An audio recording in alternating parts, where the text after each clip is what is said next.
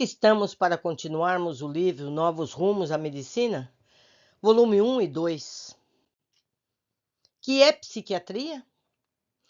Entre inúmeras definições propostas, diremos com um dos mestres nacionais, ou seja, brasileiros. É a ciência que estuda as doenças mentais.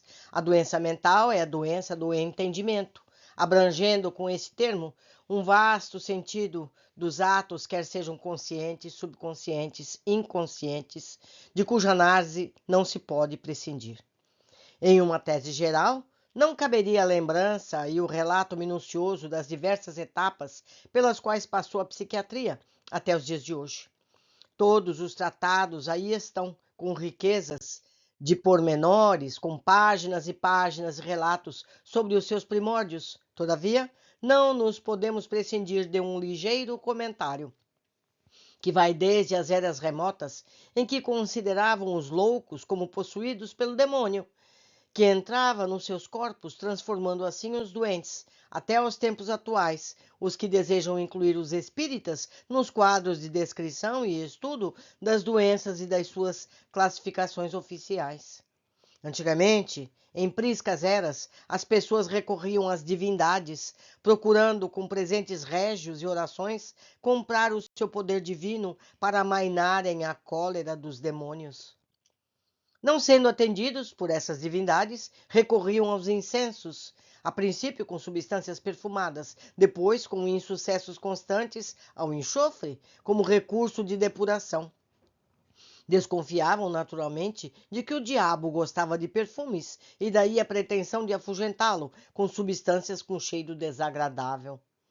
Vieram depois as práticas religiosas, imputando-se aos deuses algum derrame biliar, como causa para as suas maldades e as suas cóleras. Como exemplo, as filhas de Pretos, rei de Argos, possuídas pelo demônio, amando de Juno, oferecendo à divindade Crons, a verdadeiras romarias aos templos de Saturno.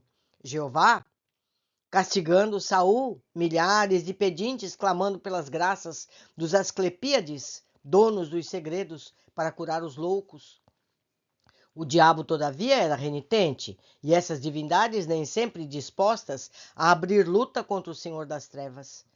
Desesperançados, magoados naturalmente com essa indiferença dos deuses, as pessoas resolveram abrir luta por si mesmos contra o demônio, sofrendo os pobres loucos, os martírios dos mais diversos, passando pelas torturas, pancadas, terminando nas fogueiras crepitantes, enchendo o ambiente com o cheiro de carne queimada das pobres vítimas. Nessa época, no afã de fechar as portas ao diabo, vasculharam o corpo humano à procura da sede da alma. Testemunhando, são sempre os sofrimentos que levam às perquisições, ato ainda hoje criticado por muitos mestres da psiquiatria, dizendo que não tinham necessidade dessa procura estafante para a localização da alma, porquanto ela não explicaria qualquer fenômeno. Esses meios inquisitoriais perduraram por toda a Idade Média. Foram inúmeros os demônios lançados às labaredas, o seu verdadeiro alimento, segundo a concepção de certas religiões. Os loucos continuavam surgindo, provando que as pessoas de então, não só a fraqueza dos recursos de que se lançavam mão, como também que o diabo continuava solto, resistindo aos incensos, às dádivas dos deuses, às torturas e às fogueiras. Em 1793 surgiu Felipe Pinel, o grande vanguardeiro e protetor dos loucos, mostrando a grandeza do seu coração, sempre condoído entre os maus tratos infligindo àquelas criaturas renegadas, mostrando aos homens e mulheres que elas eram mais dignas de carinho e bondade e proteção. Foi uma nova era para a psiquiatria, e os seus exemplos fruticariam com os seus seguidores, como Lassaguer, com a descrição do delírio dos perseguidos perseguidores, Balanger, com a loucura da dupla forma, Trelat, com a loucura lúcida, Fauré, com a loucura moral, e a centena mais de esforçados pesquisadores e estudiosos com outras tantas centenas de modalidades de loucuras, sintomas e métodos terapêuticos, deles cuidando como doentes, e não como criaturas endemoniadas sujeitas ao abandono e à tortura e ao desprezo. Salvou-se a parte de amparo e proteção, continuando mais como antes, sem explicações de valor, a não ser para uma tentativa de futuras diferenciações de termos, dando-lhes significações mais precisas. Me perdoem sempre como eu pronuncio as palavras estrangeiras. Eu sou uma brasileira que não conheço outro idioma, então eu me esforço apenas por tornar claro o conteúdo. Por isso está o texto aqui. Quem quiser pode sempre parar o texto e ler certinho e descobrir o correto. Continuando. Mais tarde, em plena vigência do século XIX, surgiram Esquirol e Bailey, que, entre outros, se esforçaram para arregimentar esses casos dispersos, lançando mão das classificações, procurando metodolizá-los, facilitando o seu estudo, incentivando as investigações. Tudo isso facilitado pela percepção de Gall, com as suas localizações cerebrais, arrastando nessa pesquisa Boileau, Broca, Dax, Wernicke e tantos outros. Tudo, porém, não passava de simples hipóteses, e em pouco, com o decorrer do tempo, novos casos surgiram, novos elementos contrários vieram derrubar esses castelos que tombavam fragorosamente, anuviando com a poeira deles resultante o terreno que se mostrava já tão sáfaro e ingrato. Daí a craniologia, teoria quase certa, que arrastou o mundo científico, suscitando correntes diversas com os seus seguidores e os seus críticos. Todavia, o seu criador foi um observador profundo e teve, pelo menos, o mérito de chamar a atenção dos cientistas para a anatomia e a fisiologia do cérebro. Foi um revés inesperado, criando uma atmosfera de nervosismo e desesperança para a psiquiatria. Ainda não refeita desse golpe tremendo e impiedoso, veio Charcot dar-lhe mais um golpe de morte, criando a neurologia. E para este novo ramo, arrebanhando quase tudo o que julgava pertencer a seu quadro nosográfico, ou seja, do hospital, nosocomio ou hospital. Parecia mesmo que a psiquiatria fora imposta a essa aprovação, privando-a todos os recursos preciosos para não pudesse vicejar ao lado dos demais ramos da sublime arte de curar, pois logo vieram Babinski, Pierre Marie, seus sucessores, com pesquisas contínuas e resultados tão brilhantes que houve uma separação completa da psiquiatria e da neurologia, reduzindo o campo da primeira, estendendo os domínios absolutos da segunda, para aquela deixando um campo pejado de dúvidas e incertezas, sem um alicerce que se apoiasse para levantar o seu edifício. Se na primeira fase, embora longe da realidade, com processos inquisitoriais, atribuindo-se ao demônio todos esses sofrimentos pelos quais passava o louco, estiveram os médicos, mais perto do grande segredo e da grande causa capaz de explicar os distúrbios cerebrais desse segundo período, representado na época de maior materialidade para a medicina, com a submissão de perturbações orgânicas e perturbações psíquicas. O que era possível demonstrar com frascos, ou melhor, o que era possível demonstrar com os fracos recursos da época, com fatos palpáveis, visíveis, no terreno objetivo, era levado em conta pela medicina. Ao contrário, as observações não acompanhadas desses sinais objetivos eram relegadas a um plano inferior, como sobra, como um grupo de doenças à parte que não cabiam nas classificações oficiais, simples e unicamente pelo fato de não se podiam mostrar as suas lesões orgânicas. Perdeu assim a medicina a denominação sublime de arte de curar, para tornar-se ciência de curar. Foi o começo da demonstração do orgulho científico, nada admitindo além das fronteiras do seu conhecimento e da sua inteligência. Todavia, os médicos, sacerdotes, se conservavam a têmpera rígida dos verdadeiros missionários. Continuaram com seus estudos, com suas pesquisas, embora às cegas, palpando por entre as trevas da incerteza, aliviando mesmo assim muitos sofredores, poupando muitas lágrimas. Ficou a psiquiatria desarvorada, no mar imenso da dor, onde os gemidos e os soluços confrangiam o coração daqueles que, embora vencidos, continuavam, todavia, empregando os seus esforços à procura das causas e, quando não, recorrendo às terapêuticas empíricas. A medicina lhe havia relegado todas as doenças não justificadas por uma causa orgânica e, assim, novamente esteve com o fio de Ariadne nas mãos.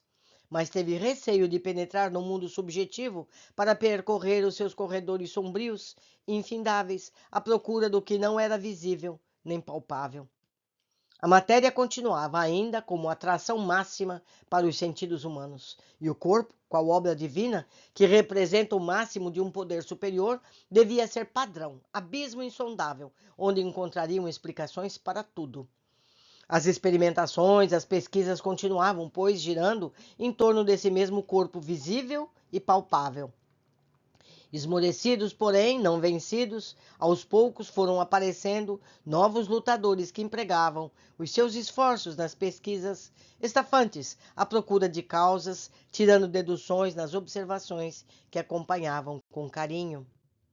Magnan, na França, com a psicose dos degenerados, Kraepelin, na Alemanha, com os seus sistemas que não possuíam bases sólidas para apoiar, não resistindo por isso às observações futuras que vinham ao tempo derruir quase tudo.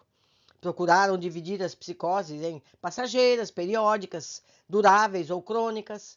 Os sistemas, porém, se entremeavam de tal maneira que mal havia tempo e oportunidade para se cuidar da terapêutica e classificá-la em grupos homogêneos. Mais recente veio a psicanálise, com suas concepções freudianas. Freud, o formidável psiquiatra que conseguiu revolucionar a psicologia, cuja escola nasceu exatamente de observância e estudos dos doentes de histeria, neuroses diversas, não consegue explicar todos os fatos apresentados em seu estudo.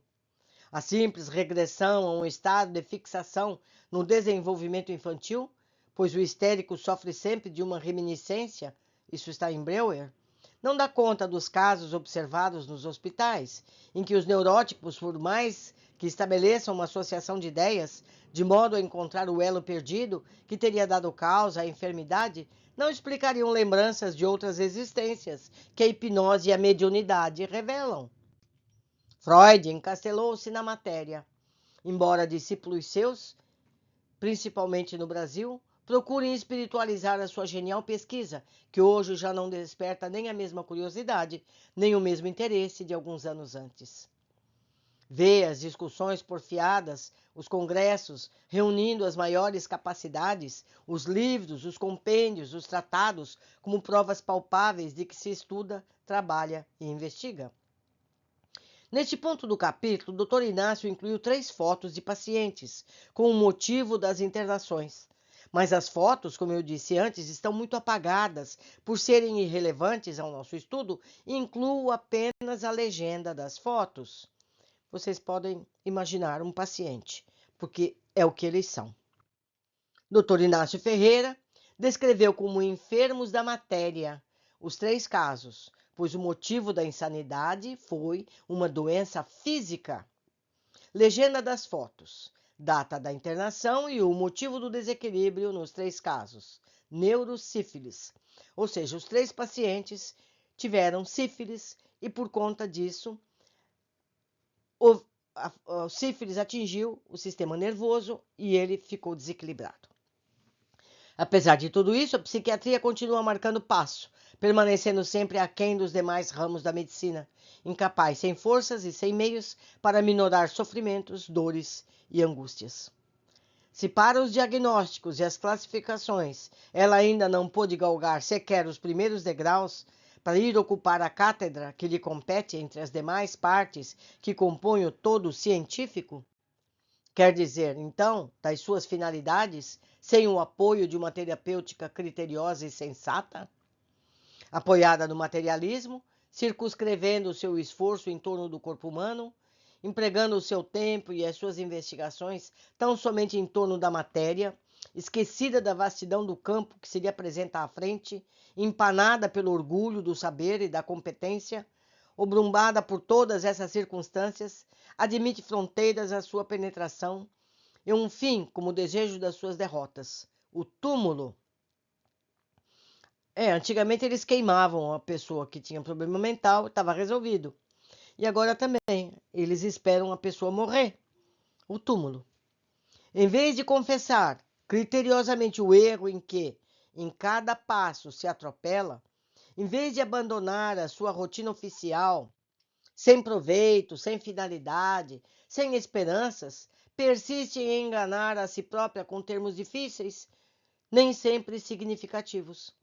Não satisfeita ainda, sem a paciência necessária para o bom termo das pesquisas e experimentações, deixa-se assaltar por um nervosismo incontido, procurando agrupar em termo único tudo o que tem escapado aos seus exames, às suas observações, análises e experimentações. Em uma palavra, procura arranjar, para regalo das vistas profanas, um túmulo rico, vistoso e imponente para aquele sepultar os resultados da sua própria incapacidade. Pobres túmulos que não passam de simples valas comuns, cuja profundidade não resiste sequer à aragem branda dos acontecimentos, dos fatos que se processam continuadamente nos centros espíritas. Nos centros espíritas. Assim, mal interpretada ou precipitada, ela traz um contingente fraco para clarear a noite escura em que ainda vivem mergulhados esses batalhadores incansáveis, os psiquiatras. Breuer, com o estudo da personalidade e suas características, com análise e pesquisas mais vastas, deu um passo gigantesco para a psiquiatria, embora os resultados não sejam tão compensadores como poderiam ser, se não fosse a preocupação da matéria, a eterna matéria, a razão de ser das suas experimentações. De etapa em etapa, com esperança radiosa e derrocadas concomitantes, assim veio a psiquiatria palmilhando a estrada dos séculos. Apesar das lacunas insuperáveis, todos esses batalhadores não deixaram de levantar marcos comemorativos ao longo dessa estrada, atestando pelo menos o esforço, a boa vontade e a grandeza de coração. Chegamos aos dias de hoje. O que vemos? Muita coisa, porém, muita desorientação.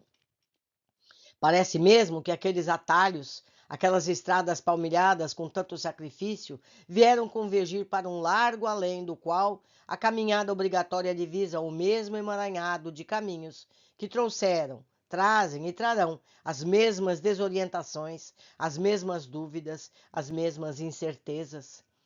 Continuam assim o impasse e os esforços para um acordo nas classificações que não puderam encontrar ainda um quadro homogêneo, único e mesmo imperfeito. Os sintomas que alternam entre uns e outros casos, derruindo conceitos, quase certezas. Teses e observações pacientes minuciosas aparecem a todo instante e logo então são lançadas ao descrédito, pois uma coisa invisível, como que se apraz em manter essa desorientação para provar que existe algo acima da inteligência e do poderio da ciência material. Continuaremos esse capítulo no próxima leitura, porque é um capítulo muito longo. Então vamos fazer uma pausa aqui e seguimos na próxima leitura. Até mais!